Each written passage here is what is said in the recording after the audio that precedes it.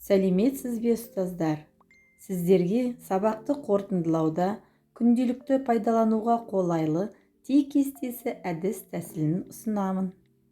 Ти кестесі әдісі бір-біріне қарама-қарсы иә жоқ, келісемін, келіспеймін, қарсымын, жақтаймын секілді салыстыруға болатын ақпарат пен пікірлерді келтіруге арналған жазу кестесі. Тақырыпқа сәйкес оқушылар алдымен берілген тапсырма бойынша өз ойларын кестеге түсіріп, жеке жұмыс жасайды. Одан кейін олар жұптасып немесе шағын топ ішінде кестелерін салыстырып алады, пікірлеседі, жазғандарын толықтырады. Осыдан кейін тақтада мұғалім бүкіл сыныпқа ортақ кесте құрастыруына болады. Әр жұп немесе топ бұл кестеге 2-3 пікірін ұсынады. Мақсаты қарама-қарсы нәрселерді, сөздерді тере білу.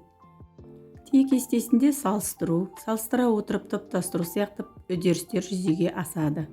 Оқушылардың ойлау қабілетін, есте сақтау қабілеттерін дамытады. Бұл стратегия жұпта, топта, жекеде орындалады.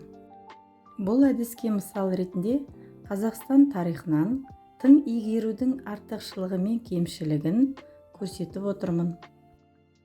Әдіске шолуымды аяғына дейін тыңдасаңыз, каналыма жазылуды ұмытпаңыз. Сәттілік серік болсын, ұстаз.